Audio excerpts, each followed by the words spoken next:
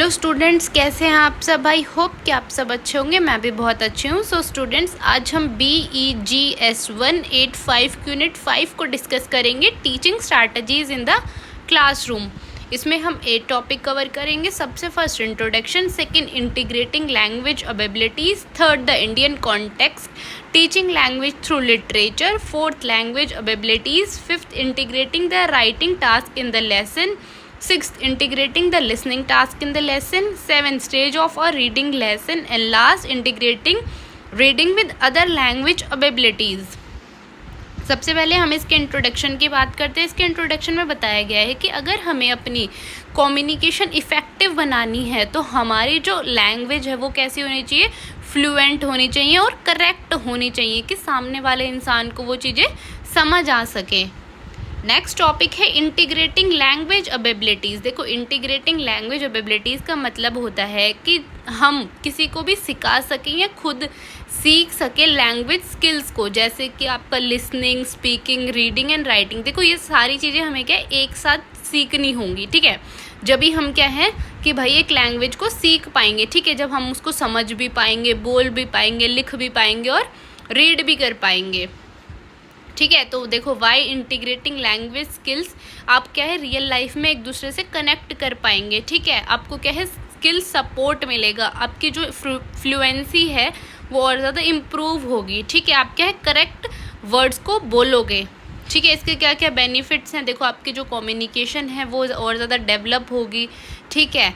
आप क्या है अपने आप में कॉन्फिडेंस फील करोगे कि हाँ भाई हम क्या है बातचीत कर सकते हैं, ठीक है। आप रियल लाइफ क्या है कम्युनिकेशन कर पाओगे। नेक्स्ट टॉपिक है the Indian context, teaching language through literature. देखो, जो हमारी लिटरेचर है वो एक बहुत ही सिग्निफिकेंट रोल प्ले करती है हमारे इंग्लिश क्लासरूम में, ठीक है। जैसे हम इंग्लिश की पढ़ते हैं ना, इंग्लिश में लिटरेचर, उसमें हमारी स्टोरीज़ होती हैं, पोएम्स होती हैं, ठीक है। उसकी जो वोकैबुलरी और ग्रामर होती है वो हमारे कल्चर के प्रति हमारी अवेयरनेस को डेवलप करती है, ठीक है, हमारी क्रिटिकल थिंकिंग को डेवलप करती है। अब देखो, ये क्यों इम्पॉर्टेंट है, ताकि जो हमारा कल्चर और लैंग्वेज के बीच का जो गैप है उसको ख़त्म कर सके, ठीक है। हम क्या है लिटरेचर को और ज़्यादा समझ सके, ठीक है, उसकी थीम्स को समझ सके, उसकी वैल्यूज़ को समझ सके, सोशल इश्यूज़ को समझ सके, ठीक है, उसको कनेक्ट कर सके, ठीक है, अपनी थिंकिंग को और ज़्यादा इनकरेज कर सके, अपनी इमेजिनेशन को और ज़्यादा इंक्रीज़ कर सके, ठीक है। जैसे टाइप्स ऑफ लिटरेचर टेक्स्ट जो है आपके इंडियन क्लासरूम में यूज़ होते हैं, जैसे शॉर्ट स्टोरीज़ होती हैं आपकी, ठीक है, जो आपके नारायण देते हैं, ठीक है। आपकी पोएम्स होंगी, आपने बहुत सारी पोएम्स पढ़ी होंगी रविंद्रनाथ टैगोर की, सरोजनी नायडू की, ठीक है। इंग्लिश में भी होती हैं ये, हिंदी में भी होती हैं, आपने प्लेज, ड्रामाज वगैरह देखे होंगे, ठीक है। नेक्स्ट टॉपिक है आपका लैंग्वेज एबिलिटीज़। देखो, लैंग्वेज एबिलिटीज़ हमारी एक कोर स्किल होती है जो कि रिक्वायर होती है हमें चीज़ें समझने के लिए, ठीक है, कम्युनिकेट करने के लिए, ठीक है। इसकी 4 प्राइमरी स्किल्स बताई गई हैं। सबसे फर्स्ट है लिसनिंग। देखो, जितना सुनना ज़रूरी है उतना ही क्या है बोलना भी ज़रूरी है, ठीक है। अगर हम चीज़ों को सुनेंगे नहीं तो हम चीज़ों को समझ नहीं पाएंगे, ठीक है। और भाई अगर हमने चीज़ें समझ ली तो हमें उसके प्रति क्या है फीडबैक भी देना होगा, ठीक है। तो उसमें हमें क्या है कि हमें प्रोनाउंसिएशन आनी चाहिए, ग्रामर आनी चाहिए, ठीक है, कॉन्फिडेंट होना चाहिए हमें, ठीक है। रीडिंग, देखो, जब हम किसी भी चीज़ को रीड कर पाएंगे जब भी तो हम समझ पाएंगे ना, तो रीडिंग भी उतनी ही इम्पॉर्टेंट है, ठीक है। और सबसे लास्ट है राइटिंग। देखो, राइटिंग, अगर आपको लिखने आता है कोई भी लैंग्वेज जब भी तो आप अपने एक्सप्रेस कर पाओगे अपने व्यूज़ को, ठीक है, अपनी ग्रामर को दिखा पाओगे कि भाई कितनी अच्छी ग्रामर है आपकी, ठीक है। ये सबसे इंपॉर्टेंट है एकेडमिक और प्रोफेशनल पर्पसेस के लिए, ठीक है।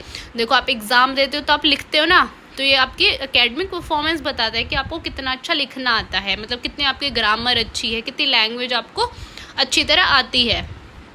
नेक्स्ट टॉपिक है integrating the writing task in the lesson. देखो, लिखना क्यों ज़रूरी है, क्योंकि अगर देखो हमने कोई भी चीज़ समझ ली, पढ़ ली, तो जब तक हम उसको लिखेंगे नहीं तो लोगों को पता कैसे चलेगा। जैसे अगर फॉर एग्जांपल्स अगर बुक नहीं होती तो आप चीज़ें पढ़ते कैसे, है ना। अब ये तो है नहीं कि भाई जो टीचर है वो सारी चीज़ें याद रख सकती है, ठीक है।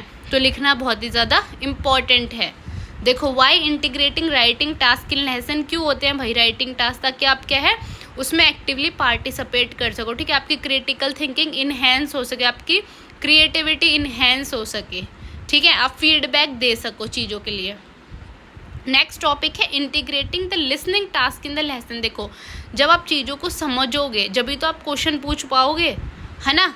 देखो जब तक आप चीज़ों को नहीं समझोगे, नहीं सुनोगे, तो आप चीज़ों को समझोगे कैसे।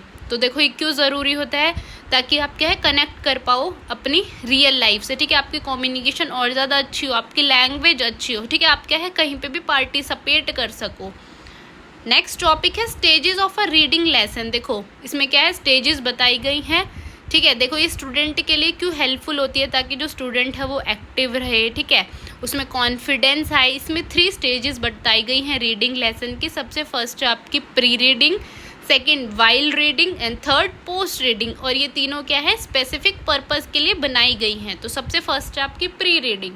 देखो प्री रीडिंग किस लिए होती है कि भाई आप देखो जो भी पिक्चर्स वगैरह होती हैं बुक में, सबसे पहले आप हेडिंग पढ़ते हो, ठीक है, फिर आप देखते हो पिक्चर्स वगैरह, तो वो आपकी होती है प्री रीडिंग, ठीक है। वाइल रीडिंग पढ़ते समय आपने कितनी चीज़ें सीखी हैं, ठीक है, कितनी इन्फॉर्मेशन आपने गेन की है, ठीक है, या फिर जो भी आंसर्स वगैरह है वो दे सकते हो आप, ठीक है। और पोस्ट रीडिंग होती है कि कितनी चीज़ें आपने समझ ली, कितनी चीज़ें एनालाइज कर ली, ठीक है, जैसे कि आपने समरी बता दी, ठीक है, डिस्कस करें उसके कैरेक्टर्स, थीम्स को, उसके आइडियाज़ को, ठीक है। डिबेट कर सकते हो आप, जो भी चीज़ें हैं उन पे डिबेट कर सकते हो पढ़ के, ठीक है। रोल प्ले कर सकते हो, राइटिंग टास्क कर सकते हो। नेक्स्ट टॉपिक है integrating reading with other language abilities, ठीक है। तो देखो लिसनिंग, स्पीकिंग एंड राइटिंग, ठीक है, ये क्या है हमारी एबिलिटीज़ हैं चीज़ों को समझने की, बोलने की, लिखने की, ठीक है। ये बहुत ही ज़्यादा इम्पॉर्टेंट है। देखो क्यों इम्पॉर्टेंट है, अगर हम इनके अलावा और चीज़ें सीखते हैं तो हमारे लिए क्या है अच्छी हैं, ठीक है। वो हमें क्या एक डीपर नॉलेज प्रोवाइड करती हैं, उससे हमारी वोकेबलरी और ज़्यादा अच्छी होती है। अब देखो ये तो है नहीं कि आप सिर्फ हिंदी सीख लोगे तो आपका काम चल जाएगा।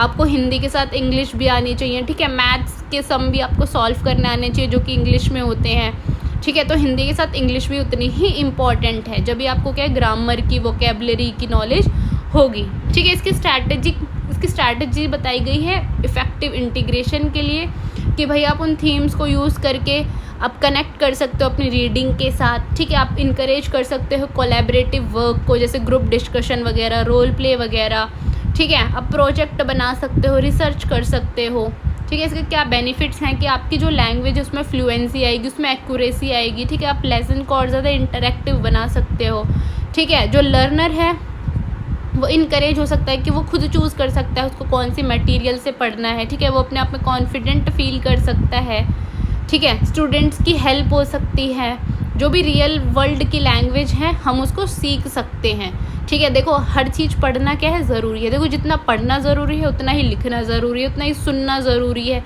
ठीक है, उतना ही अपने व्यूज़ को एक्सप्रेस करना ज़रूरी है। तो सारी स्टेजेस क्या है बहुत ही इंपॉर्टेंट है। अगर आपको एक लैंग्वेज सीखनी है तो उसके लिए आपको वो चीज़ पढ़नी भी आनी चाहिए, सुननी भी आनी चाहिए, ठीक है। सुननी मतलब समझनी भी आनी चाहिए, और सबसे इम्पॉर्टेंट है एक्सप्रेस भी करने आने चाहिए अपने व्यूज़। अगर आपने सिर्फ लिखना सीख लिया तो आप बोलोगे कैसे, है ना, पढ़ना कैसे सीखोगे।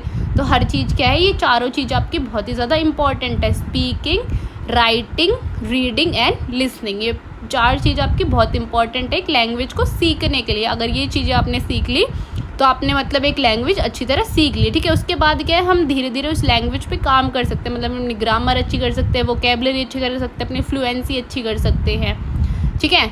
आई होप कि आपको यूनिट समझ आई होगी। अगर फिर भी आपको कोई डाउट है तो आप मेरे से कमेंट्स में पूछ सकते हैं। And don't forget to subscribe my YouTube channel and thank you for watching.